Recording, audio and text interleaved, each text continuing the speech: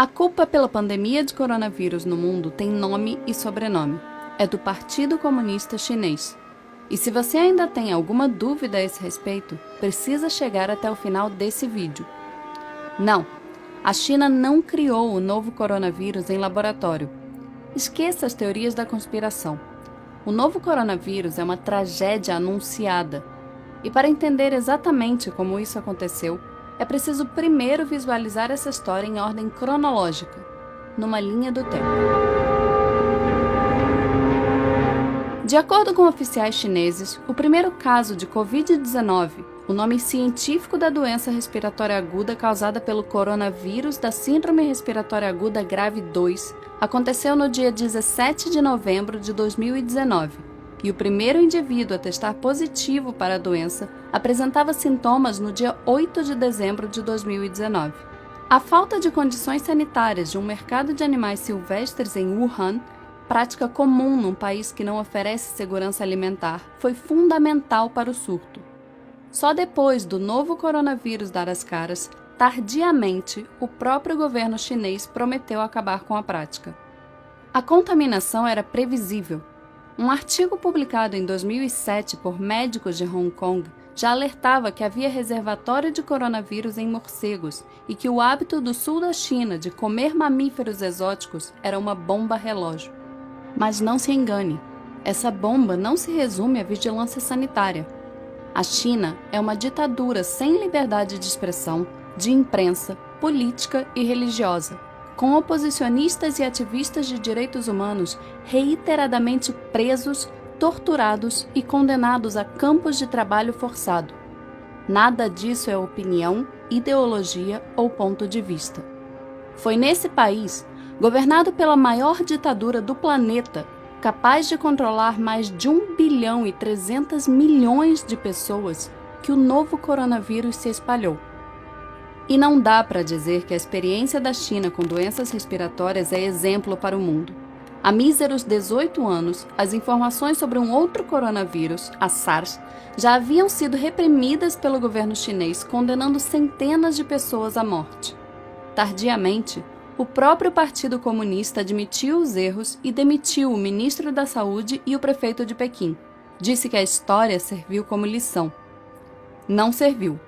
Mas não é difícil entender por que esse cenário acontece. Como a principal preocupação de uma ditadura é com a estabilidade do regime político, com a manutenção do poder de seus principais figurões e não com o bem-estar da população, sem enfrentar grandes resistências, líderes autoritários têm incentivos para negligenciar problemas que afetam sua imagem. Foi exatamente isso que aconteceu na China com o novo coronavírus. No dia 30 de dezembro de 2019, quando a Covid-19 adoeceu 7 pacientes em um hospital de Wuhan e um médico, Li Wenliang, tentou avisar outros médicos do problema, a polícia chinesa o obrigou a assinar uma declaração de que seu aviso constituía, abre aspas, comportamento ilegal. Li Wenliang e outros 7 médicos de Wuhan foram obrigados a assinar um documento admitindo, abre aspas, espalhar mentiras. Foi negligência a céu aberto.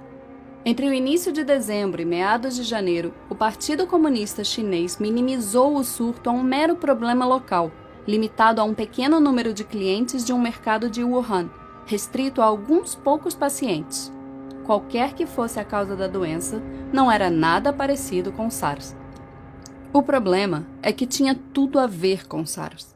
No dia 26 de dezembro de 2019, um técnico de um laboratório contratado por hospitais de Wuhan disse que sua empresa recebeu amostras de pacientes da cidade e chegou a uma conclusão impressionante. Elas continham um novo coronavírus com uma similaridade de 87% com a SARS. 2 dias antes, uma amostra do novo coronavírus retirada de um paciente foi enviada a um laboratório para o sequenciamento do genoma. Os resultados ficaram prontos no dia 27, mas as autoridades de Hubei, a província onde fica a cidade de Wuhan, ordenaram que ela fosse simplesmente destruída. Em pleno mês de janeiro, a polícia chinesa ainda controlava as informações, tratando o novo coronavírus como um mero boato.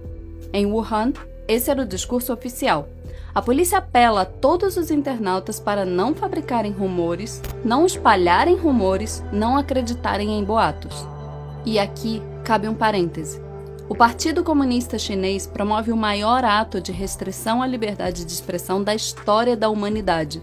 Cerca de 50 mil censuradores participam do processo de controle da internet no país, conhecido como Grande Firewall da China.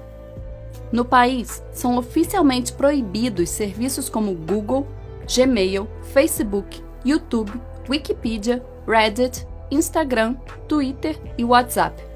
Como o governo monitora os aplicativos permitidos, acaba controlando todo o conteúdo online e o tráfego de informações. E a vigilância não permanece restrita à internet. O Partido Comunista Chinês também controla todas as principais redações de jornal do país. Segundo a Reporters Without Borders, em 180 países listados, a China é o 177º em liberdade de imprensa.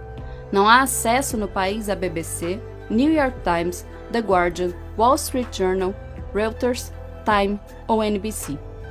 Controlando a internet e os veículos de imprensa, o Partido Comunista Chinês não teve qualquer dificuldade em atrapalhar o fluxo de informações da população sobre o coronavírus, colaborando ativamente para que o surto se transformasse numa pandemia.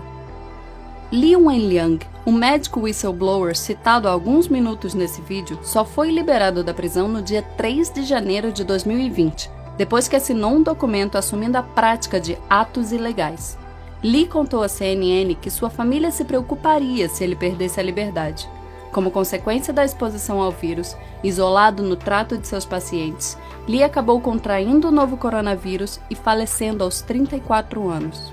Outro médico, Wang Wangbao, admitiu mais tarde que a especulação sobre um vírus semelhante a SARS era forte nos círculos médicos no início de janeiro desse ano, mas que as detenções dissuadiram muitos, inclusive ele próprio, de falar abertamente a respeito.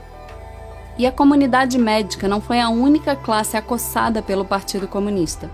A imprensa independente, escassa no país, também sofreu represálias. Em fevereiro, 2 jornalistas chineses, Fang Bin e Shen Qiuxi, desapareceram depois de trabalharem na cobertura do coronavírus em Wuhan e denunciarem as supressões de informações e as ameaças do governo. Qiuxi entrou no topo da lista da One Free Press Coalition. A China só declarou emergência no longínquo dia 20 de janeiro. Quando Wuhan foi isolada 3 dias depois, já era tarde. O vírus estava sendo espalhado por todo o país, levado pelos 400 milhões de chineses que se preparavam para viajar para comemorar o Ano Novo Lunar, pronto para alcançar os 4 cantos do planeta.